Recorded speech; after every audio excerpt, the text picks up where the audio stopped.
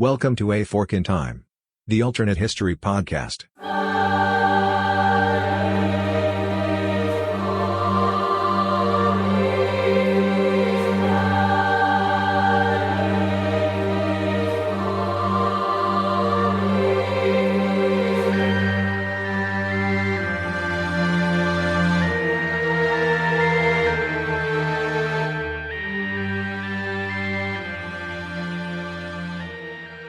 Welcome back to A Fork in Time, the alternate history podcast. This is Alexis in the host chair today, welcoming you into the show. Thanks for joining us on our little what if John, our alternate history John in history today. For today's topic, I'm not really going to tell you what we're going to talk about before the break. I'm going to kind of leave you in some suspense a little bit, but I will give you a couple clues.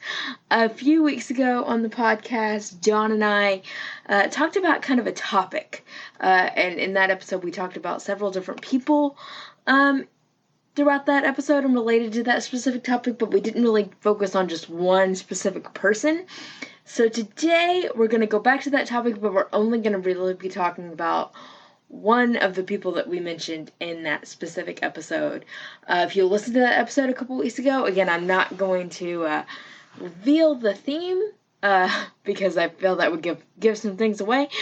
But if you listen to that episode and you know who was in that episode, you can probably guess who I'm going to be talking about today because it's me in the host chair.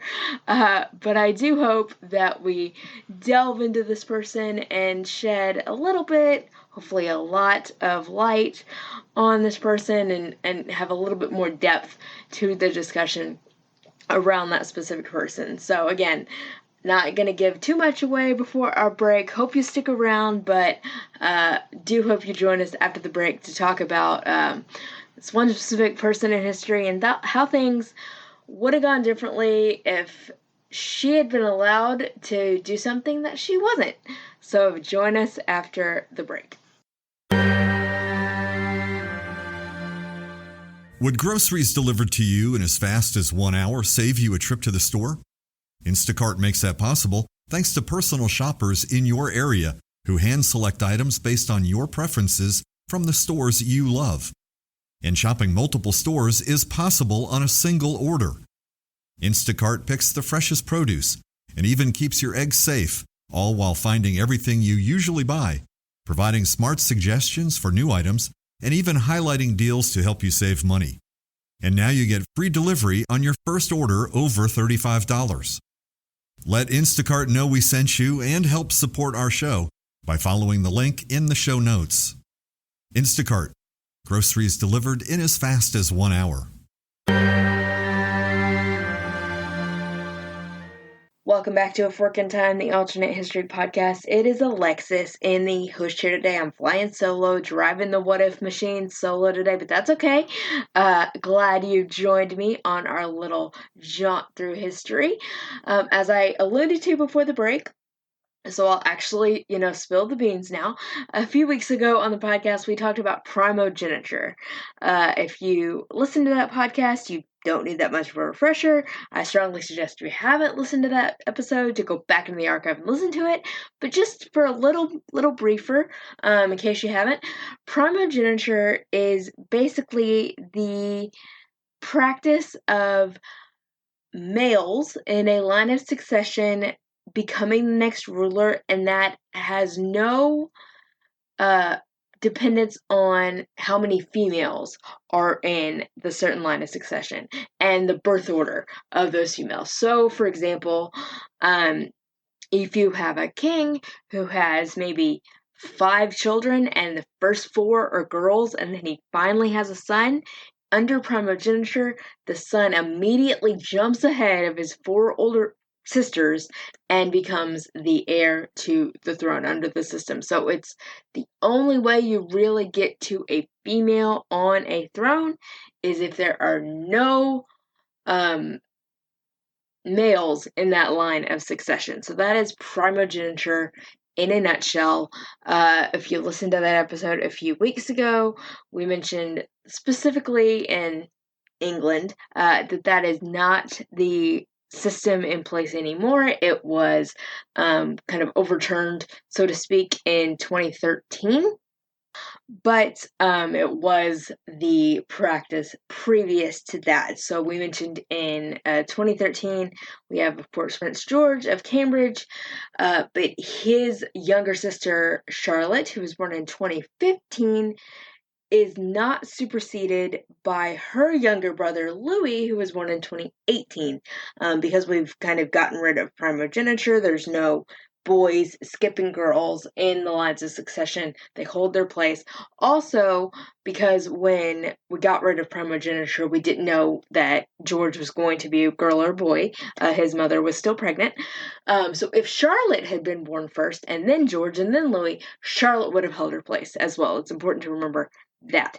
If Charlotte had been born first, she would have been the heir to the throne regardless of how many brothers came after her. But what is important in our current timeline is Charlotte holds her place. She is not superseded by her younger brother. So that's just kind of primogeniture in a nutshell. So now we're going to get into the person we're actually going to be talking about today.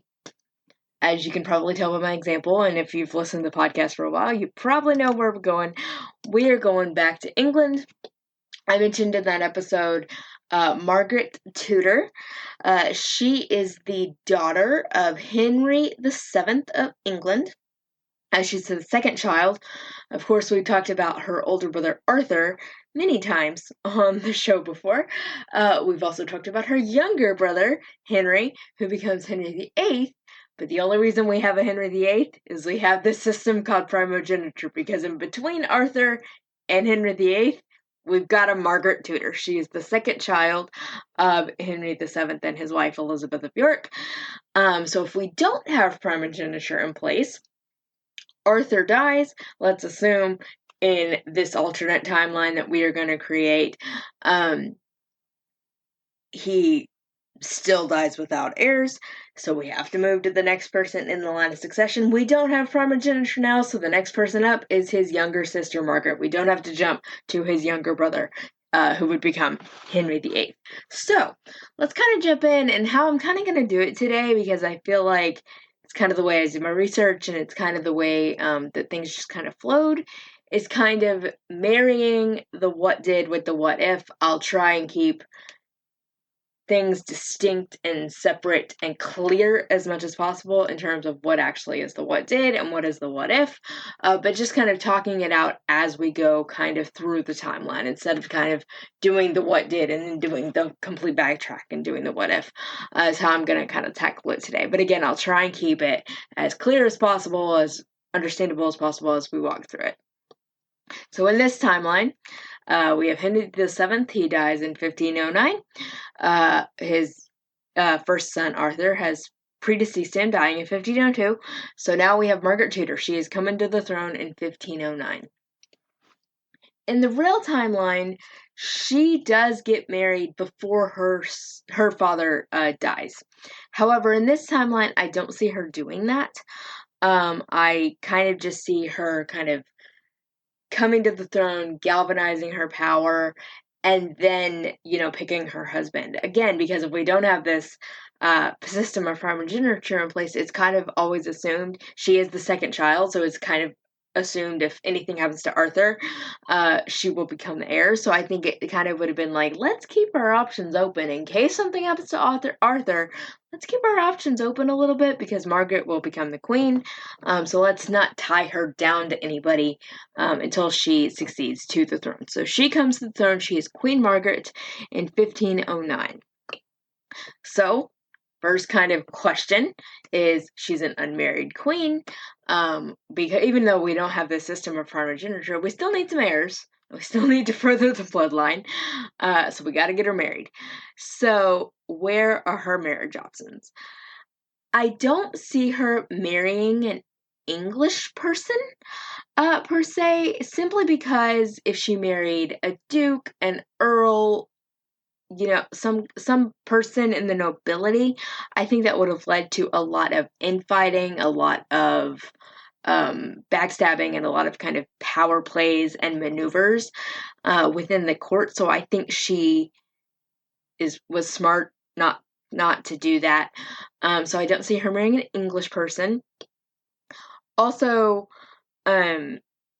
because her father, Henry VII, wins the throne in battle at the Battle of Bosworth, there are legitimate successors to that former bloodline. I mean, her mother was the daughter of Edward IV, kind of married Henry VII to kind of merge the bloodlines. So I just don't see her marrying an Englishman as being a possibility. Don't really also see her marrying a prince of France. Of course, at this point, in the real timeline, France is the age-old enemy of England, so I don't really see that happening as well. There is a son in Spain, but he dies too early. The timelines don't match in terms of when she comes to the throne, her age, his age, they don't match in terms of getting them together and making a fruitful marriage and making a marriage that would produce heirs. I don't remember off the top of my head when he passes away, but it's either very late 1400s or very early 1500s, possibly even before 1509, if I'm remembering the timeline correctly, so that's obviously not a possibility. It's also true of Portugal. There's not really any matches that match up in her specific timeline. There are some that are close, but not quite aligning up exactly how it should. Believe me, I tried to not have this match to the real timeline. I searched all over Europe, y'all. That was a little Texanism there, but believe me, I tried. I searched all over Europe to find another alternate spouse for her. Couldn't find one in England, couldn't find one in Spain, couldn't find one in Portugal. Found one other option that would have been Frederick of Denmark. Don't really see that as a possibility for two reasons. One, again, the timeline's a little bit off, not quite. It's closer. It's definitely kind of the closest in terms of the timeline, in terms of her age, his age, variable age, those kind of things. However, it kind of feels like Denmark is kind of insular at this point. We don't really see Denmark going outward as much, and when we do see them going outward, they're going more towards Prussia, more towards that area, not really going over to France or Spain or Portugal or England. So it just kind of didn't jibe in my head. So Frederick of Denmark didn't really make sense. And then there were two younger sons of James III of Scotland. I think that with this kind of thing, and I think we kind of see this in the real timeline with Mary Tudor, Mary I, she marries a king of another country and she is queen in her own right. So there's kind of this tension of power plays and politics involved where they're both loyal to their own countries. So I was really trying to figure out who she could marry that wasn't going to be a king in his own right, because I think that gets a little bit complicated. Problem with that, there are two younger sons of, so James III up in Scotland, who will become James IV, we'll get into him in a second, and then he's got two younger sons, but again, a problem, they die way too young, like in their childhood, like less than 10, they're passing away. So they're obviously not options in the real timeline. And again, it's very early 1500s before Margaret even comes to the throne. So those aren't a possibility. So again, I looked all over Europe, but I think ultimately she ends up still marrying James IV of Scotland like she does in the real timeline. So I thought this was interesting because it moves some things up, it changes some dynamics, it changes some bloodlines and some succession things that we'll get into in a little bit. And this is going to be one of those topics that we get into a lot where it's not going to look like a lot of stuff has changed, but I think in the overarching scheme of things will have changed. So let's get into that a little bit. So again, Margaret Tudor, she has come to the throne in 1509, And soon after that, she marries James IV of Scotland. There is an age difference between the two. He is about, I didn't do the math, but he is at least a decade, I want to say, older than her. But that's not completely out of the realm of possibility. What's interesting is his mother is actually from Denmark. It's Margaret of Denmark. So they've kind of had some alliances. Scotland and Denmark have kind of had some alliances recently. And I think that's another reason why Margaret herself wouldn't have married anybody from Denmark. I think she kind of would have seen marrying James IV as almost kind of killing two birds with one stone. She was aligning herself with Scotland. She's also aligning herself with Denmark because we have this connection between through Margaret of Denmark, James's mother, who was actually, from my research, very well liked in Scotland. She accomplished a lot. So I think that's kind of how Margaret would have gotten her alliance to that part of the world, is marrying James IV of Scotland. This interesting quote that I found from Henry VII, when Margaret does marry James IV in the real timeline, much like in our alternate timeline, there was these kind of rumblings in the court, like, are we sure this is okay? I mean, we're not sure. And Henry VII was actually known to say, "What then?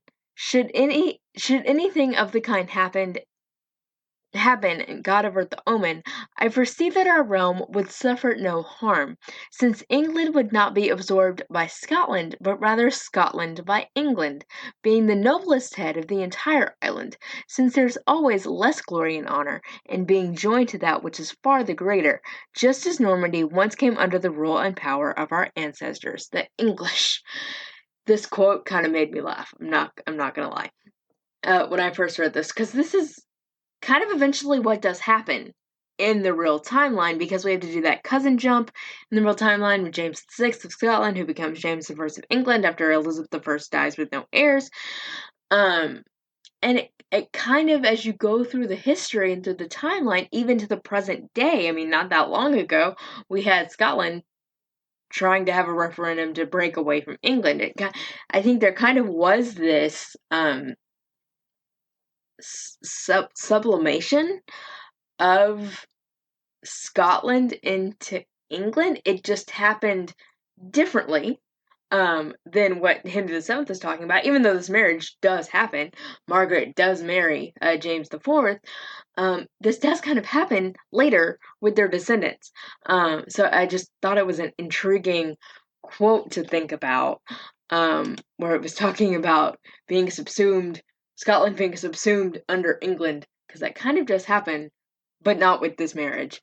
So I think exactly the opposite happens in this alternate timeline that we're creating. If Margaret, who is Queen of England, is marrying James, the King of Scotland, obviously they become monarchs of their respective countries, so Margaret becomes Queen of Scotland, James becomes King of England, but they are distantly related. They're, I believe, cousins through a distant relative and ancestor. They're on the same island.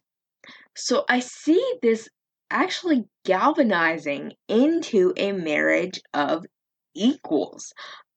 This kind of the union of the crowns, the union of the thrones, the union of the countries. I think there's this kind of, both in history, I mean, James IV was known as a very astute political leader. He did good things for his country. Margaret was also seen as a very strong political leader. She actually, in the real timeline, becomes the regent for her son, who becomes James V of Scotland, when her husband, actually, in the real timeline, passes away, and James V becomes king at 1 year old. So Margaret actually does some things very, very well in terms of diplomacy. So they both kind of have that in them. So I think if Margaret and James marry, become king and queen of those respective countries, join those countries together, I think you would have seen this galvanization, and Great Britain would have become Great Britain 2 centuries prior than when it actually becomes Great Britain in the 1700s. Might not have been called Great Britain, but I think the sentiment of Great Britain definitely would have existed, and I think it would have moved that timeline along quicker. And again, I think you wouldn't see, even to the present day, this kind of, I hate to use the term infighting, but this kind of tension that exists between England and Scotland. I think there would have been this kind of more amalgamation, more gradual melding of the cultures, of the of just the countries. So many things wouldn't have happened. You wouldn't have had Jacobite rebellion later. You wouldn't have, well, maybe you would have, depending on if we jump from Catholic to Protestant back to Catholic, but I don't think you need to do that. We don't have a Henry VIII. We don't have this need for a male heir that keeps happening. So I think they're kind of just would have been this steady progression of England and Scotland together into this, I don't want to say it's not stable today, but this very stable country, because they don't have this kind of tumultuous backstory and history. I'm a fan of John Oliver. If I completely understand if he is not to everybody's taste, he can be a little bit crass or abrasive sometimes, but he actually did a piece on Scottish independence when they were doing their referendum, and what they still do to this day is they still have mock battles between the English and the Scots for certain things. And he, makes a comment. He's like, we're still role-playing with wooden swords to, emotionally work through this relationship that we've been in, this kind of uneasy marriage that we've been in after we were kind of forced to be together because we had to do that cousin jump. So we don't have to do that cousin jump. We kind of have this gradual melding, which I think is a little more peaceful, a little more progressive, not as jarring, not as jolting, a little smoother. And that continues up to the present day. Of course, in the real timeline, we have James IV dying in 1513 at the Battle of Flodden. V becomes James V, and in 1513, at the age of 1, he's born in 1512. That doesn't happen in this timeline. It doesn't need to. The Battle of Flodden was fought with England in retaliation for Scotland supporting France. Of course, we've talked about this on the show before. Scotland and France are allies. We'll get into this in a little bit. Scotland and France are allies, so so England invades France. Scotland comes to the aid of France, and in retaliation, England attacks Scotland at the Battle of Flodden, and James IV is killed in the real timeline. That doesn't need to happen in this timeline, because Margaret's not gonna attack her own husband's country, especially when she's queen, also of that country. So we don't have James IV dying. We don't have James V coming to the throne at the age of 1.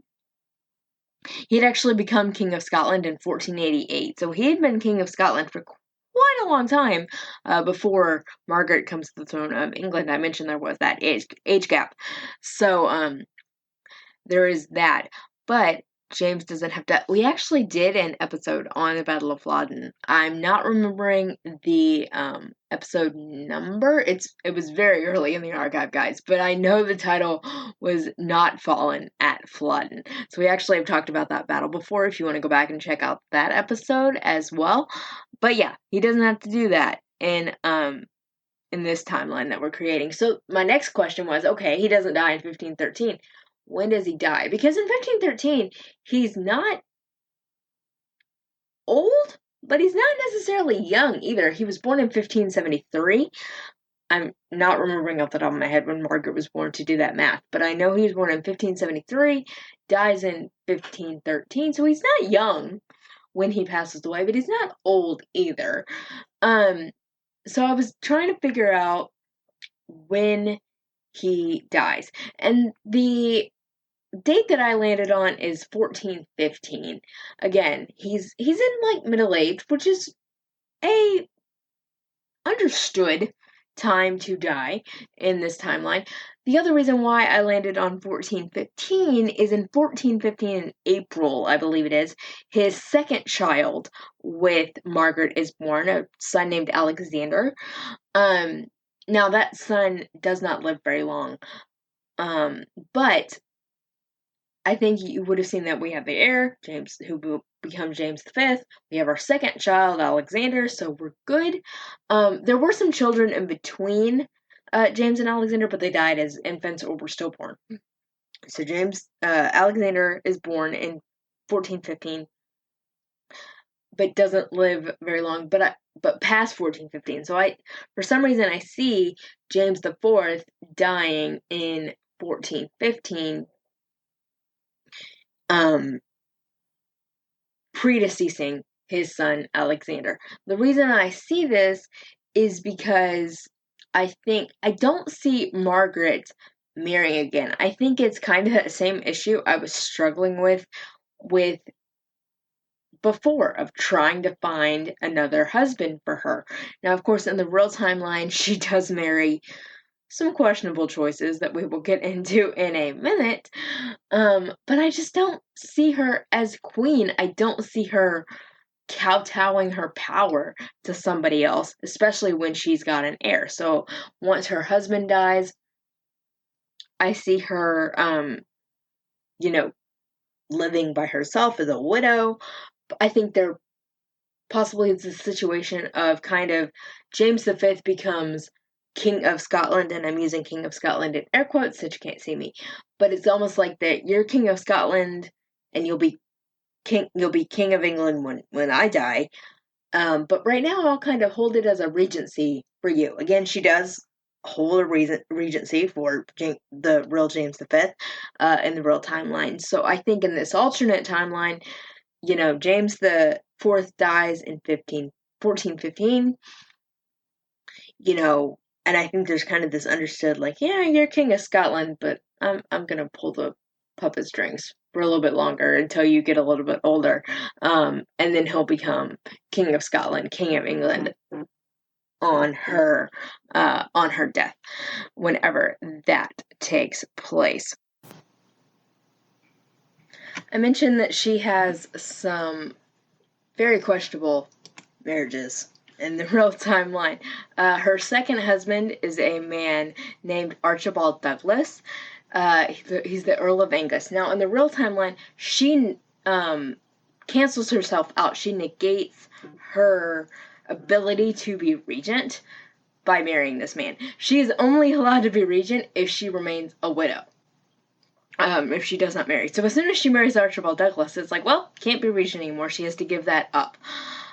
What's interesting about this is through Archibald Douglas, she has a daughter, Margaret Douglas, who becomes the mother of Henry VIII, Lord Darnley. If you've heard that name before, you should have heard that name before. It's an important name in Scottish and English history because he becomes the husband of Mary, Queen of Scots, and the father of James VI in the real timeline.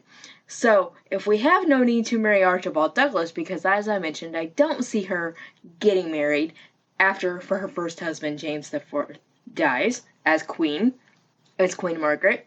We don't have Margaret Douglas, we don't have Henry Stuart, Lord Darnley. We are eventually going to get to a Mary, Queen of Scots. We'll talk about that in a minute. So who in the heck does she marry? Because we don't have Henry Stuart, Lord Darnley as a person. He does not exist. There was no need for him to exist. It's just an interesting little twist there that timeline and that bloodline does not exist because it doesn't need to, because she doesn't have a second husband. In the real timeline, she also has a third husband after Archibald Douglas, but there's not really anything of consequence that comes out of that marriage. But there's no need for Archibald Douglas, there's no need for Margaret Douglas, there's no need for Henry Stuart, Lord Darnley, even though there will also be a Mary, Queen of Scots here in a little bit. So let's talk a little bit now, what does this united country look like? I mentioned that both Margaret and James IV do have a lot of diplomacy and do have a lot of skills in terms of country ruling and country management. So it'd be interesting to know, now we have this united, I'm going to call it Great Britain for lack of a better word. It might not be what it's actually called. But this united England and Scotland and Great Britain, how do they run that country? Because as I mentioned, they do have some skills in that area. I think you would have kind of seen this, kind of that rise of the court progress that we don't really see until Elizabeth I in the royal timeline, which is the late 1500s, early 1600s. But I think you kind of would have seen this kind of moving around to different parts of their kingdom, and it would have included places in England, places in Scotland, or you would have seen, and that could have been together. I think they would have gone different places together, but it also could have been, I'm going to be up here for a little bit and you're going to be down here for a little bit. We're going to communicate, but we're ruling jointly, just in separate places. I think both of those are possibilities that could happen. I think that, but I for some reason I do see that kind of courtly progress. Kind of we're gonna go around our realm and check out what our realm is doing. I think you would have seen the rise of that a little bit sooner and a little bit quicker, and I think you would have seen it more going to. You saw this a little bit with Henry VIII in the royal timeline, not just going to the different palaces, to their lords, going to a little bit more of where the people were. It wasn't just because in history previous to this, we've kind of seen the court move, but they really only go from palace to palace to palace to palace to palace. They don't really stop in the cities and engage with the people.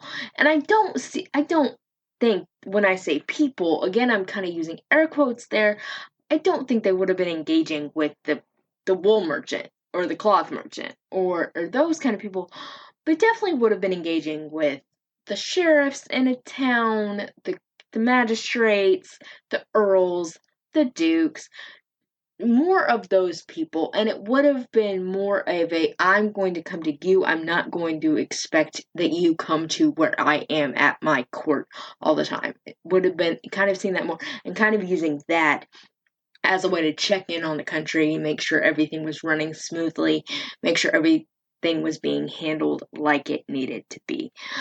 I think you also would have seen an alliance with France. I think in this instance, it would have been friend of my friend is my friend. Of course, in the real timeline, we have the Old Alliance. Scotland and France are friends. Now we have England and Scotland joining together. So I think you would have seen, by extension, England aligning with France. You can kind of see this in Margaret in the real timeline when she's up in Scotland. She does kind of do a lot to foment and cement that relationship. And she kind of understood, and James did too as well, kind of understood the benefit of everybody kind of getting along, as kind of cliche and simple as that sounds. Kind of understood, hey, let's all be friends. That does backfire in the real timeline with the Battle of Flodden and the fight with England. But I think you would have seen that alliance with France, with England a lot faster, and kind of this, don't want to say one big happy family, but kind of a one big happy family scenario. So I see, again, James the Fifth has died in 1515. So I can see Margaret may be living into the 1520s. And so James the Fifth would become King of England as well as King of Scotland. Now we gotta get married. We gotta continue that bloodline. So who does he marry? I think he marries, again, like I just mentioned, we've already got that alliance with France. In the real timeline, he marries first Madeleine of Valois, but then he marries Marie de Guise. I still see that happening. I mean, at this point, we're all aligned. France, Scotland, England. So I still see that happening. So, of course, we get a Mary Queen of Scots eventually. James V and his second wife, Marie de Guise, have a daughter, Mary, who becomes Mary Queen of Scots. Again, even if they had sons, which they don't in the real timeline, but even if they did, we don't have to worry about that. We're not under the system of primogeniture right now. So who does Mary marry? Now, she is married to Francis II in the real timeline, Francis II of France, but he is sickly. He dies young. She's got to come over and marry somebody else. Also, I don't see her marrying Francis II in the real time, in this timeline, in our alternate timeline, simply because it's kind of that issue of marrying an heir to a throne when you are an heir to a throne. It gets into that tenuous situation. Again, I tried to find another spouse for Margaret, and I just couldn't. But I also think that marrying someone who's literally on your same island does make some sense. A little bit more than marrying someone who's literally an ocean or body of water or a very, very long land road away. I think it made sense. So I know in the real timeline that there were some alliances with Portugal for Mary Queen of Scots, so I could see that, because we don't have to have this jump with religion as well, because that was another thing I was battling in my head, like, oh, I gotta stick to Catholicism instead of kind of jumping to Protestants. I think, now of course, in the real timeline, Scotland eventually becomes kind of Presbyterian, which is Protestant. I was grasping for that word. But I think there would have been this very gradual, much like that shift with kind of this steady move of England and Scotland together. I think you would have seen more of a gradual shift and change in religious situations.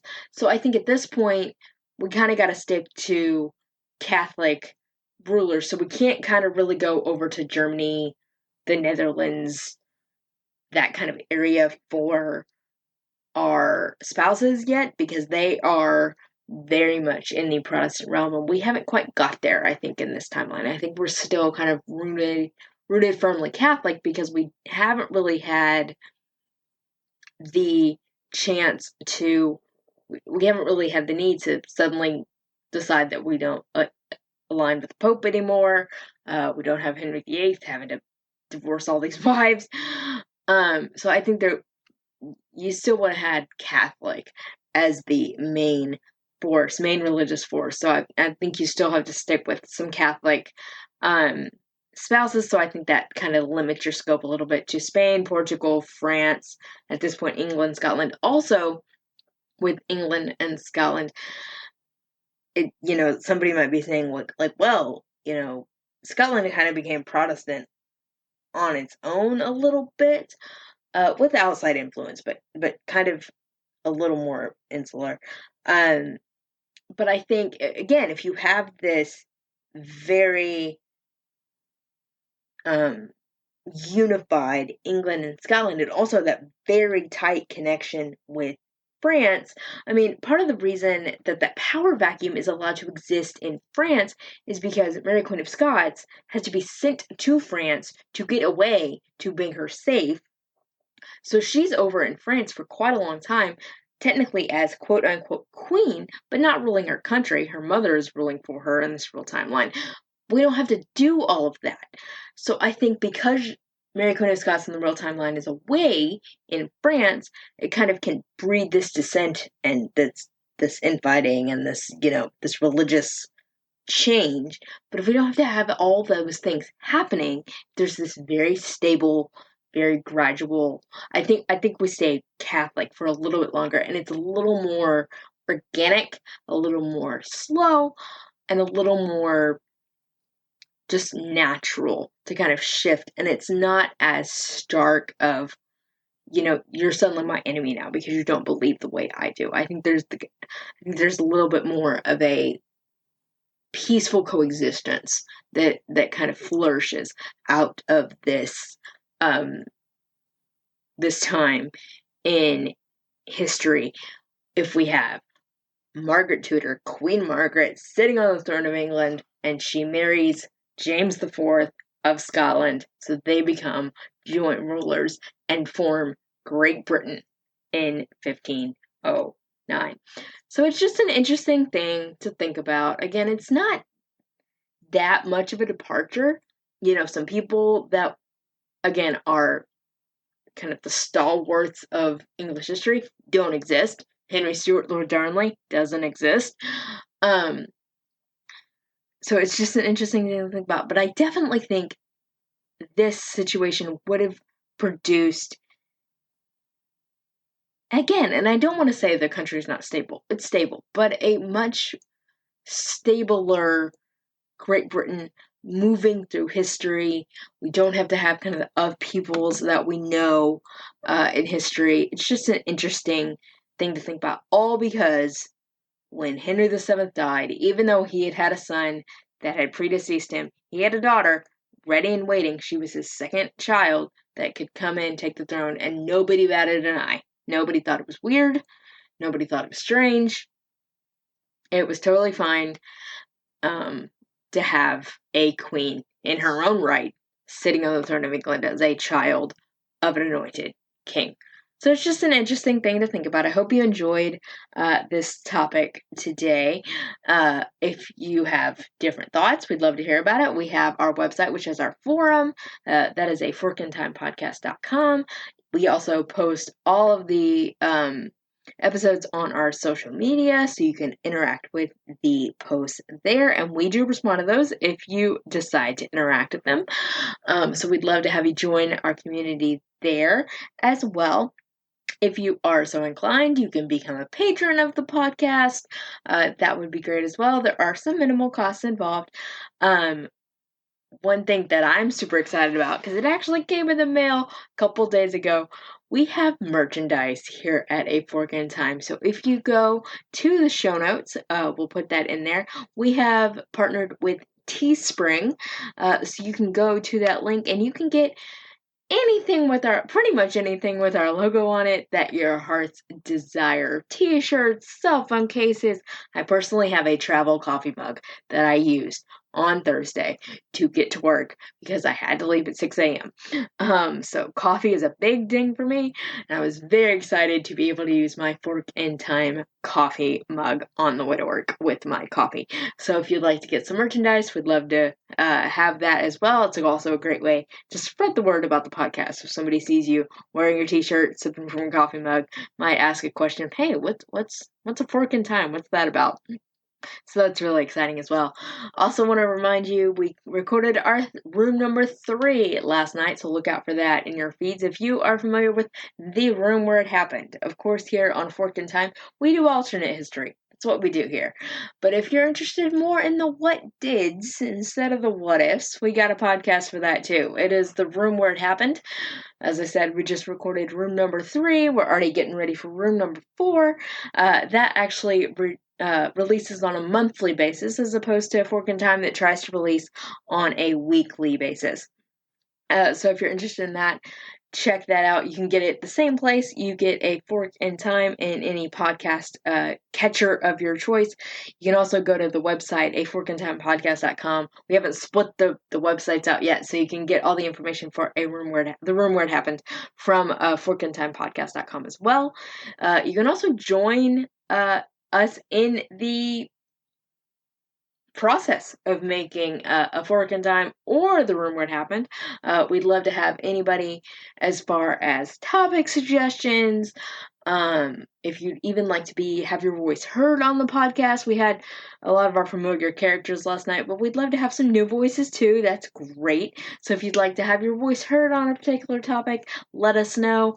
If you're into production, we'd love to know that as well. So we'd love to have you join our little community here at Fork in Time and the room where it happened. So I'm going to stop talking. I want to thank you once again for joining me on this little jaunt through history.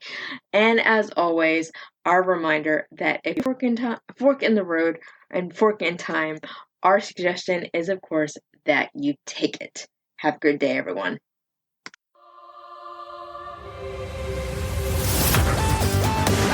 Thanks for listening to A Fork in Time, the alternate history podcast. Learn more and provide feedback by visiting our website at www.aforkintimepodcast.com. Connect to us on Facebook at facebook.com/aforkintime or follow us on Twitter at AFIT Podcast. If you want to support the show financially, visit our Patreon page at patreon.com/aforkintime. We hope you will join us next time.